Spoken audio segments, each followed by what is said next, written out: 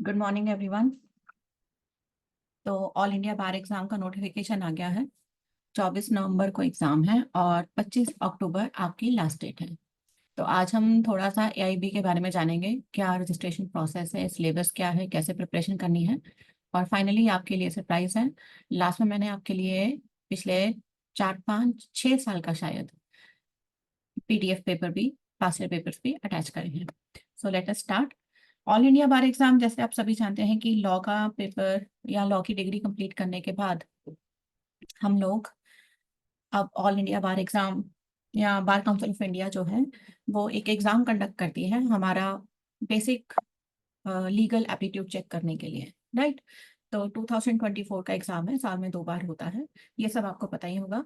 Moderate level of difficulty है and it is mandatory certification exam. Basically क्या check करना चाहता हूँ, आपका बेसिक नॉलेज ऑफ लॉ और आपको प्रोसीजरल लॉज की बेसिक जानकारी है या नहीं है, ताकि आप इसे करने के बाद पूरे इंडिया में प्रैक्टिस कर सके। तो ये रहा नोटिफिकेशन, मैंने इसका स्क्रीनशॉट लगाया हुआ है। तो इट सेज कि 3 सितंबर से रजिस्ट्रेशन स्टार्ट हो चुका है और 25 अक्टूबर लास्ट डेट है। पेमेंट अगर आपने ऑनलाइन मोड में करनी है तो 28 अक्टूबर लास्ट डेट है। और एग्जाम के लिए एडमिट कार्ड अवेलेबल होंगे 18 नवंबर से और एग्जाम हो जाएगा आपका 24 नवंबर को। अच्छा, अब सबसे पहला क्वेश्चन जो आता है बच्चों के दिमाग में वो ये है कि क्या स्टेट बार में आपको रजिस्ट्रेशन करवाना कंपलसरी है। The answer is yes. तो सबसे पहले आपको बार काउंसिल ऑफ दिल्ली में प्रोविजनल रजिस्ट्रेशन करवाना पड़ेगा। देखो मैंने यहाँ पर आपकी कन्वीनियंस के लिए एक स्क्रीनशॉट दे रखा है।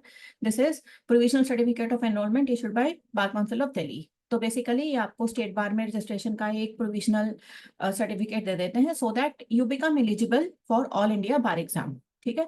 तो ऑल इंडिया बार एग्जाम कंप्लीट करने के बाद फिर आपको सर्टिफिकेट ऑफ प्रैक्टिस दिया जाता है और फाइनली आपको बार काउंसिल ऑफ दिल्ली एक फाइनल सर्टिफिकेट ऑफ प्रैक्टिस या एनरोलमेंट का एक सर्टिफिकेट देती है जिसमें वो आपका सीओपी नंबर मेंशन करती है। ठीक है। तो एआईबी का लिंक मैंने दे दिया है, आप यहाँ से क्लिक करके सीधा रजिस्ट्रेशन करा सकते हैं। डॉक्यूमेंट्स अपलोड करिए, मेक श्योर कि आप अपना फोन नंबर जो आपने आधार कार्ड में दे रखा है वही हो। और फीस आपकी 3500 है नॉन रिजर्व्ड कैटेगरी के लिए और 2500 है रिजर्व्ड कैटेगरी के लिए। एप्लीकेशन फॉर्म भरने के बाद, पेमेंट कंफर्म करने के बाद एडमिट कार्ड आप डाउनलोड करके एग्जाम दे सकते हैं। तो ये रही फीस आपकी। जनरल कैटेगरी ओबीसी कैटेगरी 3500 और एससी एसटी के लिए 2500 है। देखो बेसिक इंस्ट्रक्शन ये आपको एआईबी की वेबसाइट पर ही मिल जाएगी, पर मैंने आपकी कन्वीनियंस के लिए आपको यहाँ पर भी दे दी है कि ऑनलाइन मैंडेटरी है रजिस्ट्रेशन। ठीक है। आपका ईमेल आईडी और आपका मोबाइल नंबर दोनों यूनिक होने चाहिए और दोनों एक दूसरे के साथ ओटीपी आएगा डेफिनेटली वेरिफिकेशन के लिए तो सेम होना चाहिए। एग्जामिनेशन प्रोसेस के दौरान मतलब 24 नवंबर तक और उसके बाद भी जब तक आपको सीओपी नहीं मिल जाता, आपका ईमेल एड्रेस और आपका मोबाइल नंबर एक्टिव होना चाहिए, आप उसे चेंज नहीं कर सकते। एक कैंडिडेट एक रजिस्ट्रेशन। ठीक है। और सारी इंफॉर्मेशन आपने एक्यूरेट देनी है और अगर आप 80% डिसेबल हैं तो आपको 20 मिनट एक्स्ट्रा मिलेंगे एग्जाम के लिए। तो पैटर्न क्या है, OBC sorry my mistake, MCQ based है, ओएमआर शीट बेस्ड है। तो 3 घंटे 30 मिनट का एग्जाम है, 100 क्वेश्चन आते हैं। 19 सब्जेक्ट हैं जिसमें से आपका आईक्यू लेवल चेक करा जाता है।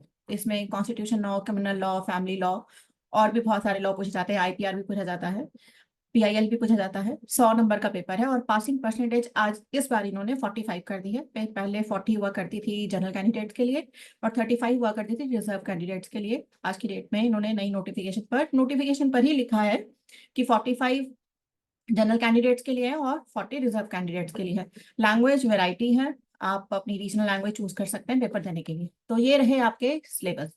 तो कॉन्स्टिट्यूशन लॉ में 10 क्वेश्चन आते हैं, आईपीसी में से 8 क्वेश्चन आते हैं, सीआरपीसी में से 10 क्वेश्चन आते हैं, सीपीसी में से भी 10 क्वेश्चन आते हैं। देखो प्रोसीजर में से ज्यादा क्वेश्चन आ रहे हैं तुम्हें, कॉन्स्टिट्यूशन में से ज्यादा क्वेश्चन आ रहे हैं। एविडेंस में से 8 क्वेश्चन आते हैं, एडीआर 4 क्वेश्चन आते हैं, फैमिली लॉ के 8 क्वेश्चन आते हैं। इसमें हामा, एचएमए सब आता है, इंडियन डिवोर्स एक्ट सब पूछा जाता है। पीआईएल 4 नंबर का आता है, एडमिनिस्ट्रेटिव लॉ 3 नंबर का आता है, professional ethics advocates act 4 number का है, कंपनी लॉ के भी क्वेश्चन आते हैं 2। तो आप इसमें सोच सकते हैं कि नहीं भी करेंगे तो भी चलेगा, ओपन बुक एग्जाम है, बाकी थोड़ी बहुत नॉलेज आपको होनी चाहिए। एनवायरमेंटल लॉ 2 नंबर का है, साइबर लॉ 2 नंबर का है, labour law industrial law 4 number का है, सीपीसी ठीक है, लॉ ऑफ टॉर्ट्स 5 नंबर का है, टैक्सेशन 4 नंबर का है।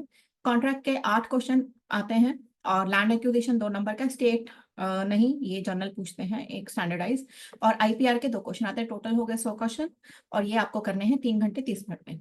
अच्छा, अब ये क्योंकि ओपन बुक एग्जाम है तो आपको बेयर एक्ट अलाउड है, लेकिन नोटिफिकेशन में लिखा है कि बेयर एक्ट नोट्स के साथ या कमेंट्स के साथ अलाउ नहीं है। क्यों अलाउ नहीं होते?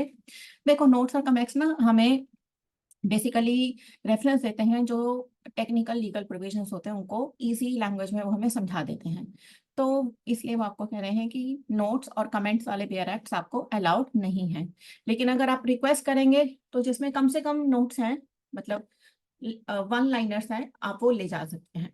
ठीक है, अब आपने कैसे प्रिपेयर करना और कैसे स्कोर करना है, 45 मार्क्स आपने स्कोर करने हैं। तो सिलेबस आप समझो पहले।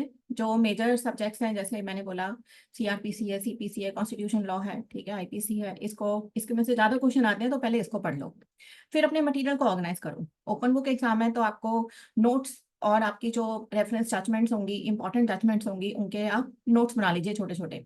प्रीवियस ईयर के पेपर प्रैक्टिस करिए तो आपको एक अंदाजा हो जाता है कि क्या आता है और क्या रिपीटेशन पर आता है। शॉर्ट नोट्स बनाइए, बहुत जरूरी है, और revision is the must, you can say that. तो देखो, लास्ट मोमेंट पर ना तुम नए टॉपिक्स मत इंट्रोड्यूस करना, जो है बस उसी में ही तुम अच्छा स्कोर कर लेना। एग्जाम की स्ट्रैटेजी क्या है? सबसे बड़ी बात है टाइम मैनेजमेंट, है ना।